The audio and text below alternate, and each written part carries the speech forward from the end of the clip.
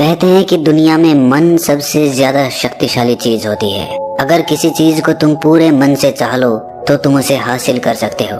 ये मैं नहीं कहता, ये सभी महापुरुषों का कहना है। लेकिन अगर ये सत्य है, ये सच है, तो जो हम अपने मन से चाहते हैं वो हमें हासिल क्यों नहीं होता है। भाई कोई भी इंसान अपने मन में दुख तो नहीं चाहेगा, लेकिन वो रहता तो दुखी है।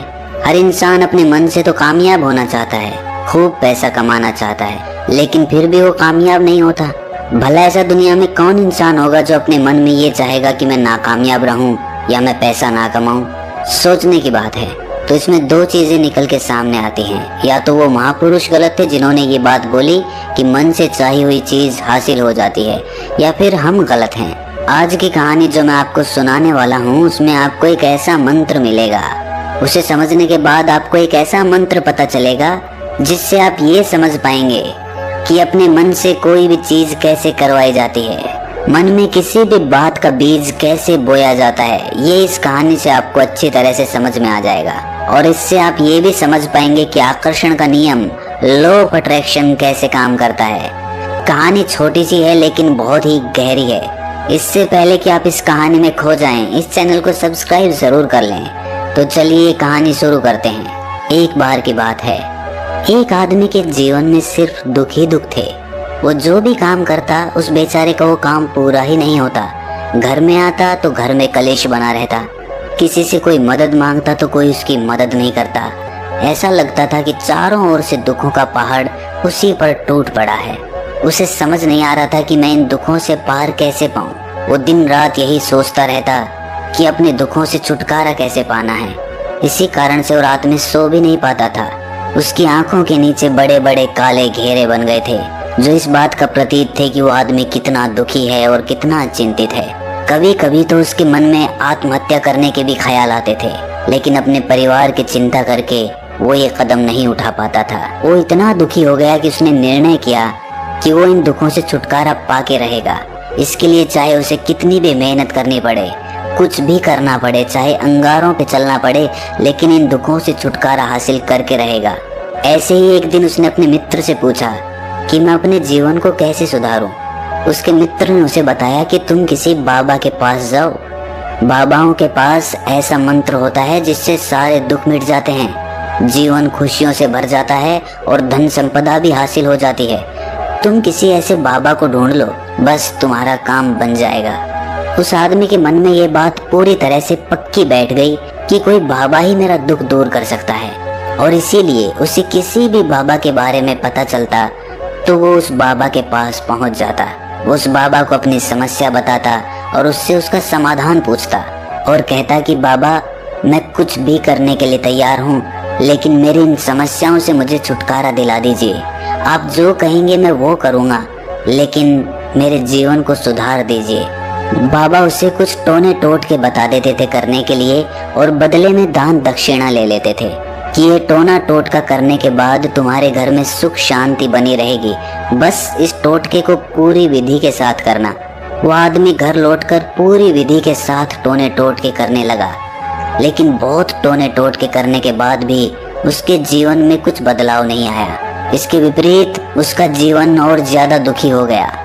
जो भी बाबा उसे टोना टोटका देता था वो बदले में उससे दान दक्षिणा लेता था, जिससे उसका धन भी धीरे धीरे खत्म हो रहा था। इससे उसके जीवन में दुख और ज्यादा बढ़ गए। तब उसे लगा कि बाबाओं के पास जाने से तो मेरे जीवन में दुख कम होने की बजाय बढ़ते ही जा रहे हैं, तो मुझे क्या करना चाहिए? बाबाओं के पास जाऊं या ना जाऊं? फिर एक दिन एक आदमी ने उसे बताया कि तुम अपने घर में किसी पंडित को बुलाकर हवन करवा लो।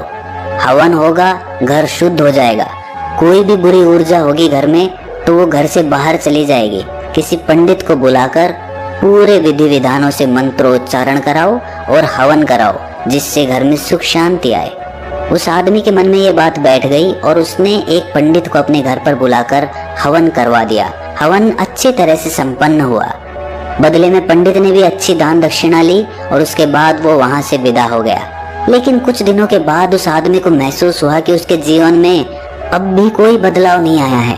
अब वो आदमी पूरी तरह से दुखी हो गया और ज्यादा परेशान हो गया।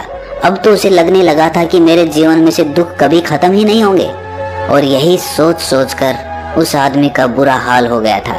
फिर एक दिन उसे अपने मित्र से एक ऐसे बाबा के बारे में पता चला जो समाधान बताने के लिए कोई दान दक्षिणा नहीं लेता था।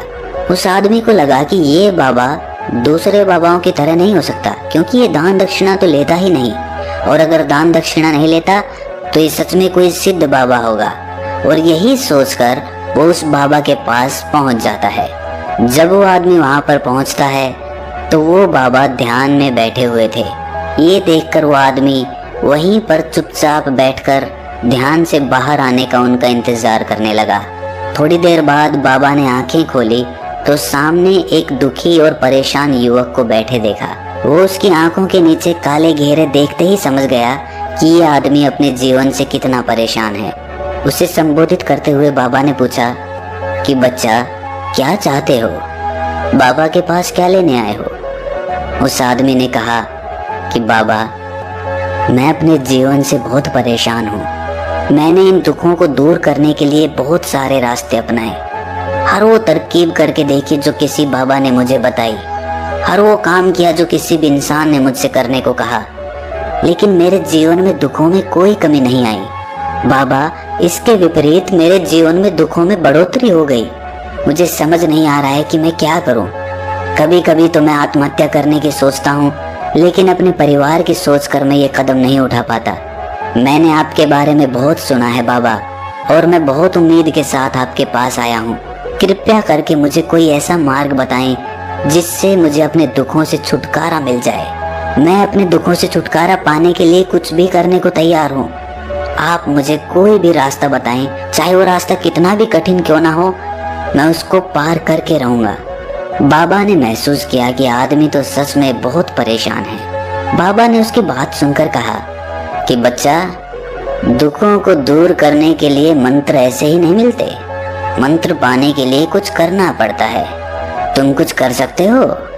ये सुनकर पहले तो उस आदमी ने सोचा कि ये बाबा भी मुझसे दान दक्षिणा ही मांगेंगे, लेकिन और कोई रास्ता ना पाकर उस आदमी ने कहा कि बाबा, आपको जितनी भी दान दक्षिणा चाहिए मैं देने के लिए तैयार हूँ, लेकिन आपका मंत्र सच्चा होना चाहिए, वो पूरा होना चाहिए, उसका फल मुझे मिलना चाहिए। उसके बाद मैं आपको जो भी दान दक्षिणा लेना चाहते हो वो दे दूंगा। बाबा ने कहा कि दान दक्षिणा तो बहुत छोटी सी चीज है, मुझे वो नहीं चाहिए। इस पर वो आदमी सोच विचार करके बोला, तो बाबा, मैं अंगारों पे भी चलने के लिए तैयार हूँ, आप मुझे बस आज्ञा दीजिए। बाबा ने कहा कि अंगारों पे चलने वाली छोटी चीज मैं तुमसे नहीं कराने वाला। मैं जो तुमसे कराने वाला हूँ वो बहुत कठिन मंत्र है, उसे पूरा कर पाओगे? बाबा ने कहा कि बाबा, आप मुझे बताइए तो सही, मुझे करना क्या होगा, मैं कुछ भी करने को तैयार हूँ। इस पर बाबा ने उसे कहा कि यहाँ से जब तुम अपने घर जाओ तो रास्ते में अपने मन में ये दोहराते जाना कि मैं सुखी हूँ, मैं सुखी हूँ, मैं सुखी हूँ।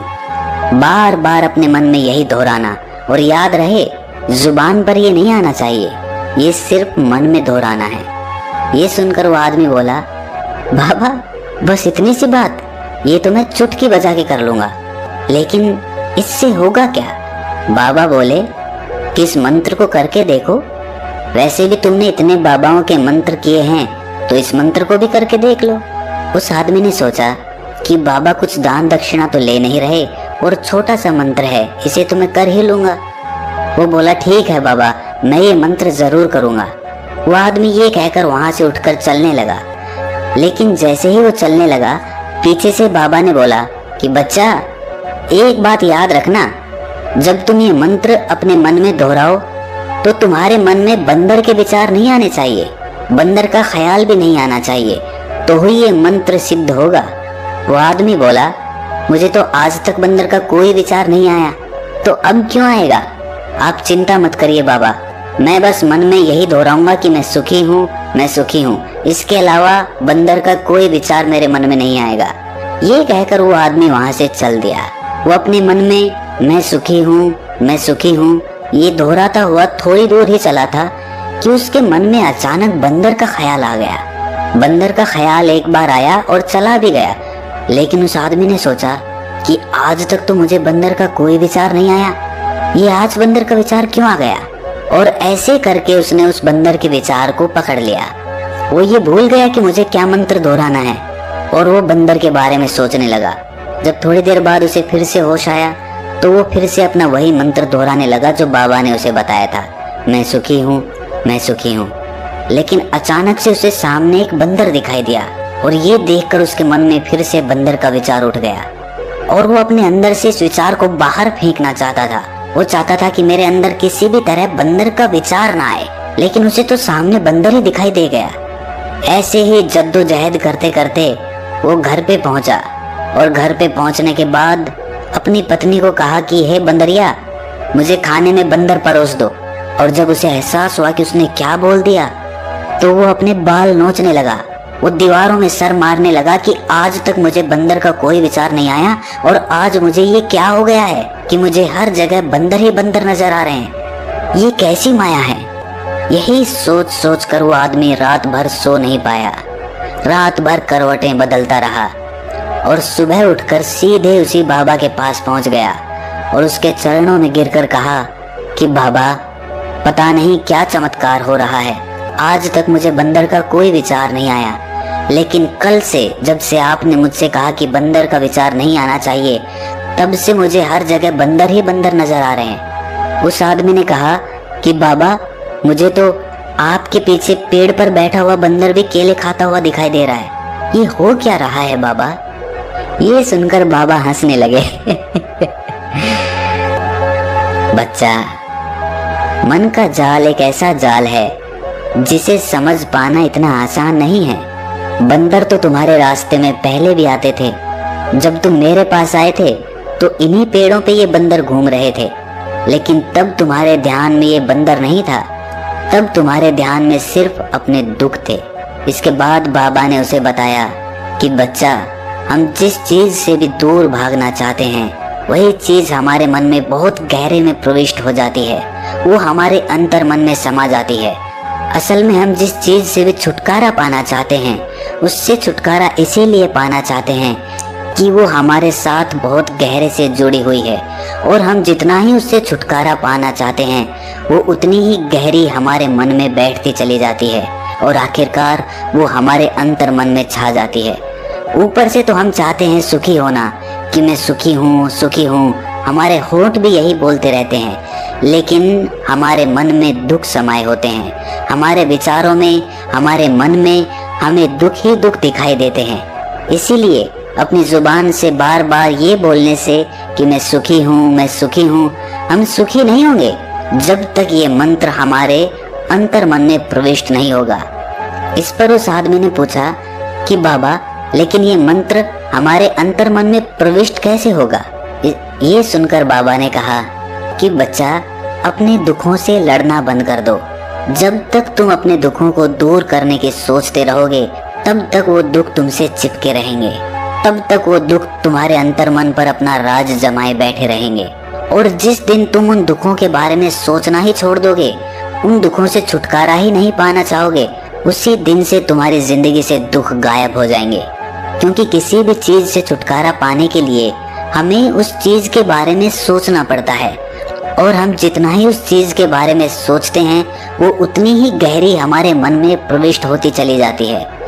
हम अधिकतर समय दुखों के बारे में ही सोचते हैं। हम यही सोचते हैं कि हमारे जीवन में दुख है और हमें इससे छुटकारा पाना है। इसी वजह से बार बार सोचने से वो दुख हमारे अंतर मन में प्रविष्ट हो जाते हैं और हमें एहसास भी नहीं होता। इसीलिए अगर तुम दुखों से छुटकारा पाना चाहते हो तो दुखों से छुटकारा पाने के बारे में सोचना छोड़ दो, तुम्हें दुखों से छुटकारा मिल जाएगा। अक्सर आदमी धूम्रपान छोड़ना चाहता है, शराब छोड़ना चाहता है, सुबह अपने आप से ये वादा करता है कि मैं कोई भी गलत काम नहीं करूंगा, लेकिन शाम को जब लौटता है तो नशे में चूर होकर लौटता है। ऐसा क्यों होता है कि जो हम सोच रहे हैं वो पूरा कर ही नहीं पा रहे हैं? असल में हम उस चीज को बहुत ज्यादा तवज्जो दे रहे हैं, उस चीज को बहुत ज्यादा अहमियत दे रहे हैं। जब भी हम उस चीज को छोड़ने के बारे में सोचते हैं तो हम उसकी इम्पोर्टेंस यानी कि विशेषता और ज्यादा बढ़ा देते हैं। हमारा मन उस चीज के बारे में जितना ज्यादा सोचेगा, शराब या धूम्रपान छोड़ने के बारे में जितना ज्यादा सोचेगा, हमारा मन उतना ही उस चीज के पीछे ज्यादा भागेगा। हमें उस चीज से लड़ना नहीं है, बल्कि बिना सोचे गुजर जाना है। और अगर इस मंत्र को हम समझ लेते हैं तो हम अपने जीवन में जो भी पाना चाहते हैं उसे अपने अंतर्मन में डाल सकते हैं। और एक बार वो लक्ष्य हमारे अंतर्मन में बैठ जाता है तो फिर सफलता पाने में कोई समस्या नहीं आती, कोई दिक्कत नहीं आती। तो दोस्तों, कैसी लगी आपको ये कहानी कमेंट सेक्शन में ज़रूर बताएं, और अच्छी लगी तो इस चैनल को सब्सक्राइब करना ना भूलें। तो मिलते हैं अगली कहानी में, तब तक के लिए अपना ख्याल रखें।